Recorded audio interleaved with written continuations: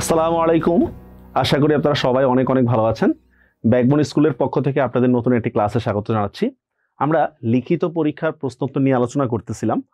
তারই ধারাবাহিকতায় আজকে ভাব সম্প্রসারণ, মনের ভাবকে ফুটিয়ে তোলা, ভাব সম্প্রসারণ পার্ট নিয়ে আলোচনা করব।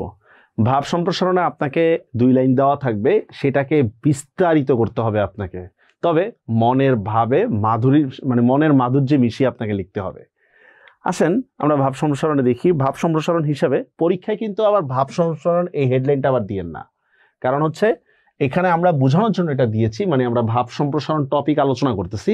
পরীক্ষার খাতায় কিন্তু আবার যে প্রতি খাতায় ভাব সম্প্রসারণ এটা দিলে কিন্তু ভুল হবে। কিন্তু প্রথমে হচ্ছে 2 লাইন আপনাকে যে দেওয়া থাকবে সেটা এখানে তুলে ধরলাম।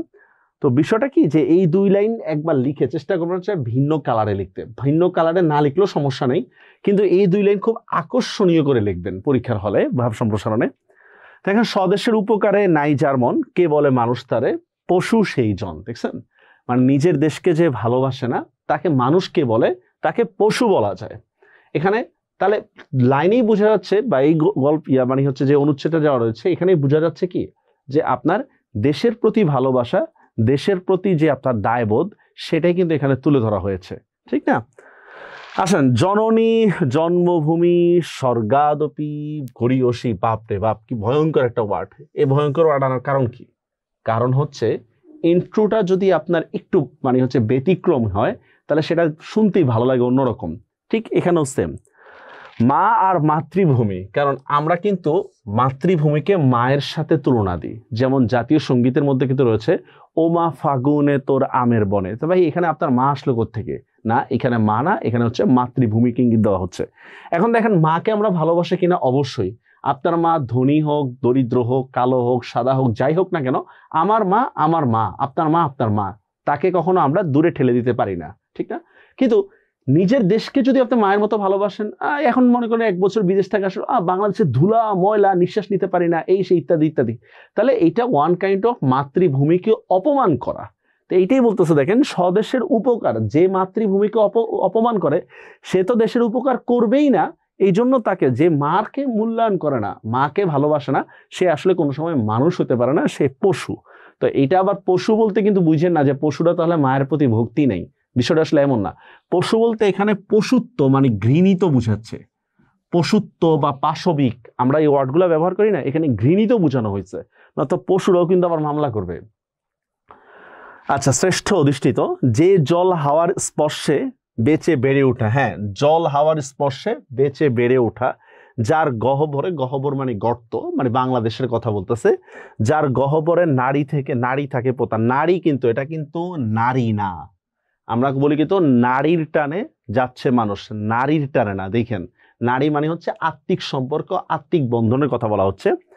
ক্লান্তিতে এলিয়ে দি জেঠার শরীর, এই লাইনটাও তো আমরা বুঝবো না হচ্ছে ক্লান্তিতে এলিয়ে দে শরীর। এটা আগের দিনের গল্প টল্পের মধ্যে পাবেন, তখন তার এসি ছিল না, মানুষ বট গাছের নিচে বা ছায়া শীতল কোনো গাছের নিচে পাটি বিছিয়ে বসে থাকতো। এটাই বলতেছে। দেখেন, ধুলো কাদা মেখে একটু একটু করে বিকশিত হয় জেঠা জীবনের মুকুল, সেই তো স্বদেশ। আচ্ছা, এখন প্রশ্ন আসতে পারে আপনার, যে আমরা স্বদেশ বলতে গেলে কি শুধু এগুলাই লিখবো? ক্লান্তি, ধুলাবালি, এগুলা না। যেহেতু আমরা বাংলাদেশে বসবাস করতেছি, বাংলাদেশের অ্যাডজেক্টিভ হিসাবে আমরা এই গুণাবলীগুলো লিখছি।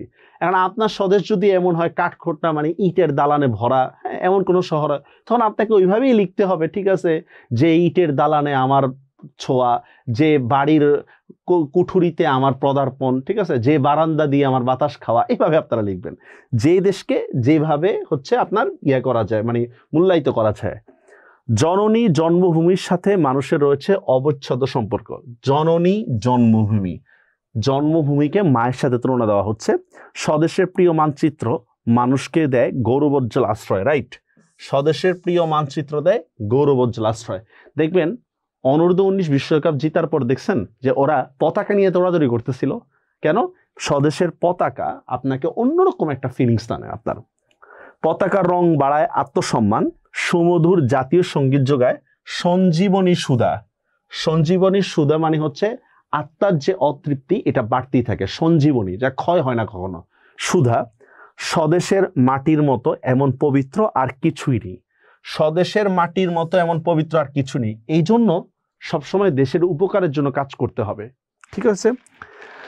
এর নদী, জল, শস্য, ভরা প্রান্তর, নৈসর্গিক দৃশ্যাবলী মানুষকে টেনে নেয় গভীর থেকে গভীরে, মানে মানুষকে গভীর থেকে গভীরে চিন্তা করতে শিখায়, গভীর থেকে গভীরে চিন্তা করতে শিখায়।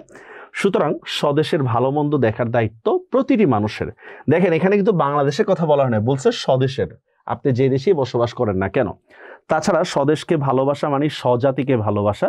একজন মানুষ যতই ধনবান, রূপবান বা জ্ঞানবান হোক না কেন, তার অন্তরে যদি স্বদেশ প্রেম না থাকে, দেখছেন, আপনার অন্তরে যদি দেশের প্রতি ভালোবাসা না থাকে, দেখুন আপনি সিস্টেমের সমালোচনা করতে পারেন, আপনি ব্যক্তির সমালোচনা করতে পারেন, কিন্তু ব্যক্তি দেশের সমালোচনা আপনি করতে পারেন না। দেশ তো আর দেশ চালায় না, ঠিক না? আমরা দেশকে খারাপ করতেছি, এটা আমার প্রবলেম, এটা তো দেশের প্রবলেম না। আচ্ছা, জন্মভূমির কল্যাণের জন্য যদি মন না থাকে তাহলে সে নরাধম, সে বর্বর, সে পশু। আমাদের জন্মভূমি আমাদের দিয়েছে পরম আশ্রয়। পরম আশ্রয়টা এটা আসলে বিদেশ গেলে ভালো বুঝবেন, যে বিদেশে থাকতে হলে আপনাকে ট্যাক্স দিতে হবে, এই করতে হবে, এই আইন মানতে হবে, পাসপোর্ট নিয়ে ঘুরতে হবে। বাংলাদেশে কিন্তু এগুলো কিছু নাই। এর সুশীতল ছায়া আমরা লালিত হচ্ছি। গর্ভধারণী জননীকে সন্তান যেমন ভালোবাসে, দেশমাতৃকা, এই দেখছেন, দেশমাতৃকার মানুষ জন্মলগ্ন থেকে দেশের প্রতি ভালোবাসা থাকে। মা যেমন সন্তানকে ভালোবাসে, দেশও তেমন তার নাগরিকদেরকে ভালোবাসে। দেশ যত ক্ষুদ্র বা দরিদ্রই হোক না কেন, প্রতিটি দেশপ্রেমিক মানুষের কাছে তার জন্মভূমি, তার দেশ সবার সেরা। কোনো কিছু লোভ কিংবা বিনিময় স্বদেশের প্রতি অবহেলা করা উচিত নয়, কারণ পৃথিবীতে যত মূল্যবান বস্তুই থাকুক না কেন, কোনো অর্থেই স্বদেশের তুল্য হতে পারে না। বুঝতে পারছেন বিষয়টা? পৃথিবীতে সবচেয়ে বেশি মূল্যবান কি? নিজের দেশ। হয়তো সে বস্তু সাময়িক চাহিদা পূরণ করবে, কিন্তু তার দীর্ঘ সময় মানুষের প্রয়োজন মেটাতে সক্ষম নয়। কারণ যে একটা দেশে বসবাস করে, স্বাধীন দেশে জন্ম নেয়, সে বুঝে দেশের মর্মটা কি। কাজেই সাময়িক সুখ স্বাচ্ছন্দ্যের মোহে পড়ে স্বদেশের প্রতি উদাসীন থাকাটা কি বলছে? মূর্খতার নামান্তর। এটার ইন্টারেস্টিং লাইন, একটু বুঝে নেন। আমরা দেশে থাকি কেন? দেশের মানুষ একটা ফ্যাক্ট, আর এটা হচ্ছে দেশের মানুষের সাথে ভাব বিনিময় একটা ফ্যাক্ট। আপনি যখন অন্য দেশে যাচ্ছেন, ভিন দেশে যাচ্ছেন, আপনাকে কিন্তু তার ভাষায় কথা বলতে হচ্ছে।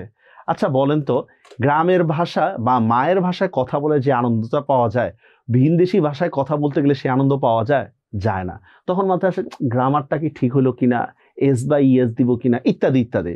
তো এখানেই বলতেছে, দেখেন, স্বদেশের প্রতি উদাসীনতা থাকাটা হচ্ছে মূর্খতার নামান্তর। কারণ নিজের দেশকে অবজ্ঞা করে কেউ কোনোদিন বড় হতে পারেনি। তাই প্রত্যেক নাগরিকের দায়িত্ব কি? মাতৃভূমিকে ভালোবেসে সমৃদ্ধ সাধনে সচেষ্ট থাকা। মাতৃভূমিকে ভালোবেসে ঘরে বসে বেকার থাকলেই হবে না, কোনো কাজকর্ম না থাকলে, বলতেছে সমৃদ্ধি সাধনের চেষ্টা করতে হবে। এখন আপনি যদি দেখেন, আমি সারাদিন ঘুমাচ্ছি, আমি কোনো কাজ করতেছি না, ঘুমাতে বাংলাদেশে আমার কিচ্ছু দেয় নাই, এটা কি ঠিক হবে? ঠিক হবে না। কেন ঠিক হবে না? ভাই, আমি চেষ্টা করতেছি না। আমি যখন বাইরের দেশে যাচ্ছি তখন আমি চেষ্টা করতেছি, যখন বাংলাদেশে থাকতেছি তখন কোনো চেষ্টা করতেছি না। এটা কি বাংলাদেশের দোষ? না, এটা আমার নেচারের দোষ। আর আমরা সবাই নিজের নেচারটাকে দেশের উপর দিয়ে চালিয়ে দিই। তো এই ছিল আজকের ভাব সম্প্রসারণ ক্লাস। দেখা হবে পরবর্তী কোনো ক্লাসে। ততদিন ভালো থাকবেন। আল্লাহ হাফেজ।